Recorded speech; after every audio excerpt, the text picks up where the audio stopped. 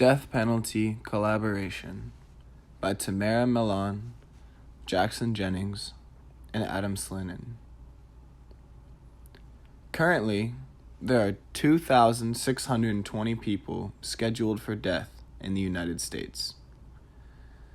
In recent years, the number of death row sentences has continuously decreased. This number has slowly gone down due to an increased attention and effort on exoneration projects, the general public's growing support for the abolition of the death penalty, as well as the exorbitant amount of money the death penalty has cost in recent years.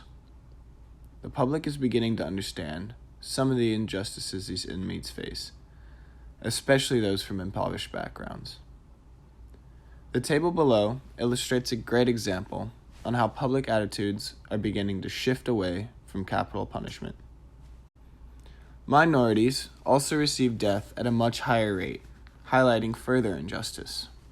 The death penalty is not even proven to be effective. The FBI claims that states with the death penalty have the highest murder rates within the country. Clearly, something needs to change about the way we handle capital punishment. If it is supposed to deter crimes or provide the ultimate punishment, why does it fail so miserably in states that support it? Not only is the death penalty not proven to be effective in states that still support it, the exorbitant amount of money that it inevitably costs makes it completely impractical. Research has proven that housing and executing one death row inmate equates to housing 3 inmates at a maximum security prison for 40 years each. Not only is the housing significantly more expensive, the legal processes and court fees are much more extensive. Death penalty cases can last for years without resolution. The entire time, judges, lawyers, jury members, and other expenses will be assessed. Even the chemical we use to euthanize in a humane way are becoming more expensive due to foreign chemical manufacturers' growing reluctance in producing such chemicals.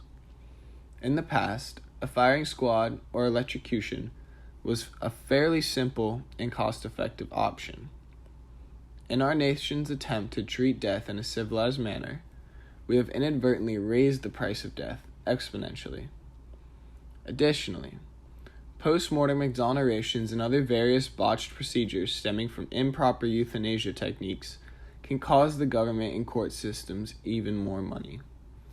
This quote by Albert Camus sums up the injustices of capital punishment. Capital punishment is the most premeditated of murders, to which no criminal's deeds, however calculated, can be compared for there to be an equivalence. The death penalty would have to punish a criminal who had warned his victim of a date as what she would inflict a horrible death on him, and who, from that moment onward, has confined him at his mercy for months. Such a monster is not encountered in private life. When it comes to being on death row, there are a lot of conditions, restrictions, and problems that inmates face while awaiting to carry out their sentence. An inmate can spend well over 20 years on death row.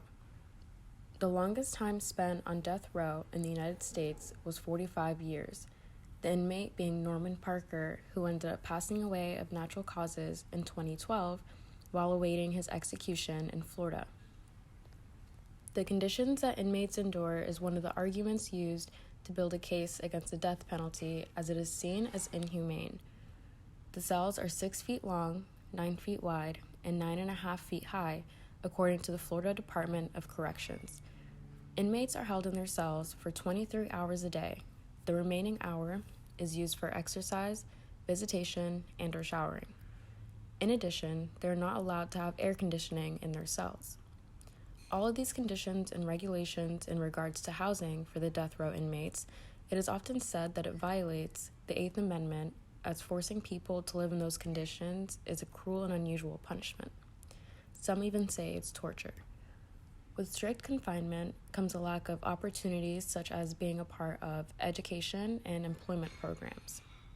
When you see the statistics of those in death row, it highlights the unequal opportunities for the impoverished. Those that are in poverty or in lower socioeconomic groups, they are more likely to receive the death penalty as they are unable to afford quality representation. According to United Nations of Human Rights, only 5% of people facing the death penalty can afford their own attorney. It is often said that the death sentence is not for the worst crime, but for the worst lawyer. A quote that sums up the impact in which being on death row has on inmates was taken from a CNN interview in 2011 with Damon Eccles, who has been on death row since 1993. I miss the stars. I haven't seen the stars in years and years and years. I miss the rain. I miss food. I miss all these things. But what it comes down to the most, and this is the thing that will scar me the most and that I will carry with me as a scar the longest, the thing I miss the most is being treated like a human being. Inmates in solitary confinement who begin to suffer from mental ailments may experience anxiety, depression, anger, cognitive disturbances, perceptual distortions, obsessive thoughts, paranoia, and psychosis. Those who have been in solitary confinement for an extended period of time may also experience reduced environmental stimulation syndrome. Human rights groups such as the ACLU are concerned with how much discretion is given to prison administrators on determining when and how long a prisoner is placed in solitary confinement. Our first program offers psychiatric counseling to inmates on death row so that they can better cope with the conditions of their confinement as well as coming to terms with their sentence. Participants will be able to choose between secular as well as faith-based counseling. Counselors will be available to meet with inmates once a week of their choosing. In order to be eligible for this program, inmates must have gone through 6 months on death row with good behavior.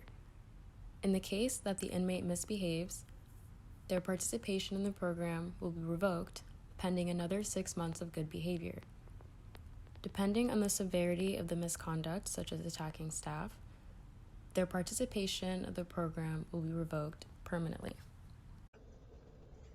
Our second program offers inmates in solitary confinement an opportunity to have an extra hour of exercise time in an outside area in the courtyard as opposed to the usual 1 hour of exercise time they are subjected to inside the facility. This program will allow the inmates to be able to have more room and time for exercise as well as sunlight and fresh air, as well as have access to extra approved exercise equipment. In order to qualify for this program, inmates will have to exhibit good behavior for 2 months consecutively.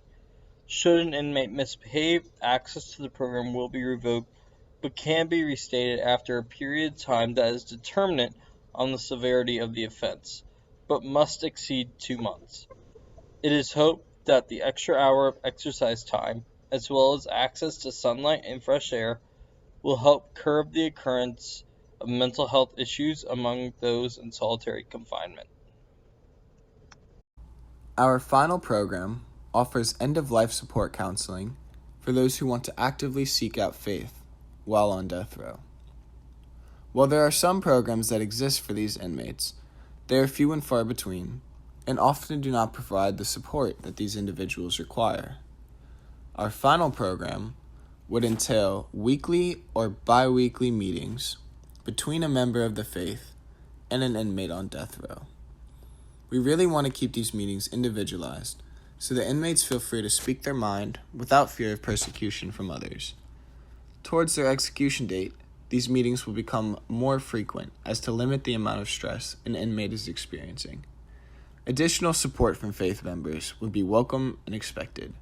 These people are simply here for support and to help the inmate find closure within himself as well as his life in his final moments.